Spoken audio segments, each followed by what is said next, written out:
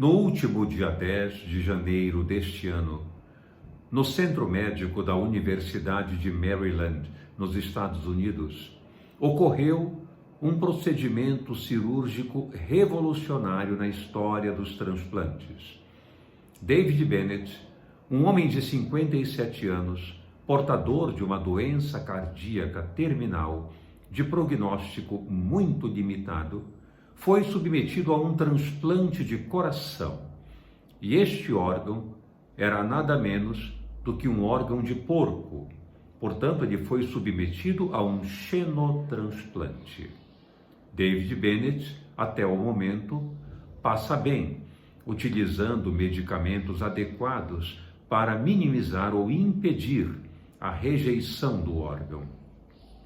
O interessante de tudo isso é que este animal, o porco, cujo coração foi inserido em David Bennett, fazia parte de um rebanho geneticamente modificado, para que o órgão transplantado não sofresse de forma muito agressiva a estimulação do sistema imunológico humano, que produziria, portanto, imediatamente uma rejeição.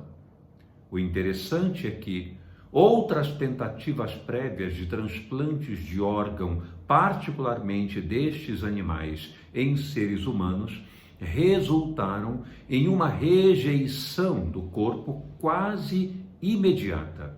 Em minutos a horas, aquele órgão transplantado perdia completamente a possibilidade de funcionamento. Estava destruído no organismo humano em função da rejeição. Essa modificação genética, com a introdução de 6 genes humanos naquele animal e, ao mesmo tempo, a desativação de alguns genes do próprio animal para minimizar o estímulo de defesa do organismo contra tal órgão, foi o fato inusitado. Foi a grande experiência científica que permitiu o órgão ser transplantado com menor impacto de risco da rejeição. Ora, a pergunta é: como a doutrina espírita observa essa experiência? Como ela vê o que acaba de acontecer com David Bennett e com os procedimentos promovidos pela equipe médica que o operou? A ciência espírita, como o próprio nome diz, tem o caráter investigativo. O espiritismo, antes de tudo, é uma ciência. Foi assim que ele se iniciou, com Allan Kardec fazendo uma pesquisa altamente cuidadosa a respeito dos fenômenos insólitos com os quais ele se deparara, não só na casa dos amigos onde ocorriam, mas também nos salões parisienses e em outras localidades que lhe informaram que o fenômeno era similar. Ele então passou a estudar, por método científico cuidadoso, todos esses fenômenos. O Espiritismo, portanto, é uma ciência investigativa, uma ciência que estuda a origem e o destino dos espíritos e, ao mesmo tempo, suas relações com o mundo corporal, o que lhe permite ter como investigação uma ampla gama de situações e experiências dentro e fora da matéria densa.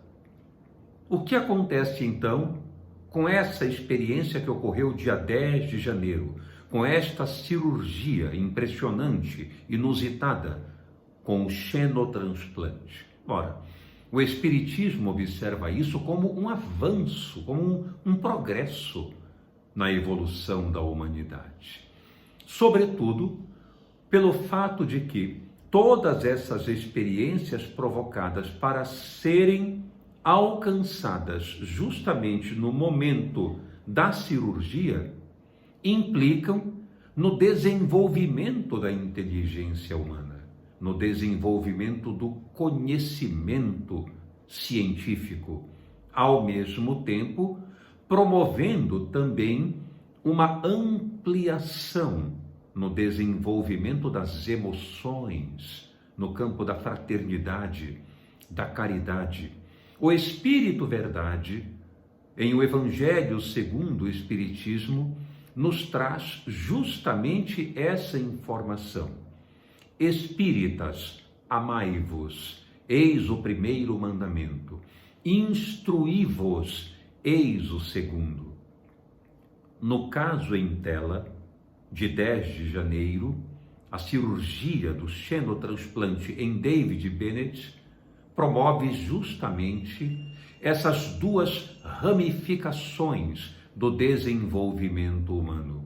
Estimula, portanto, o desenvolvimento da inteligência, no sentido de manusear as estruturas genéticas, modificar através de experiências cuidadosas o componente genético de um animal, a fim de proporcionar benefícios a um ser humano em estágio terminal.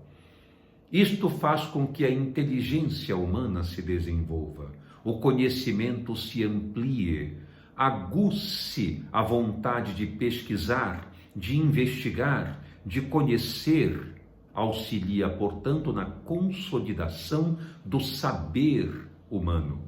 Ao mesmo tempo, estimula a capacidade de desenvolvermos o sentimento de amor, de interesse pelo próximo, de vermos as outras criaturas bem, mais felizes, vivas, utilizando esses recursos para manter a vida na Terra com qualidade mais satisfatória, a fim de que continue realizando o que lhe compete no campo da própria evolução e também na contribuição da evolução social. É para isso que estamos no mundo. Dessa maneira, esse procedimento, sem dúvida, se torna revolucionário nesses dois campos ou asas de elevação da humanidade, o conhecimento e o sentimento. É bem verdade que não se trata de um recurso ideal, sem sombra de dúvida, porque implica no sacrifício de um animal, algo que, no futuro, tudo isto será banido.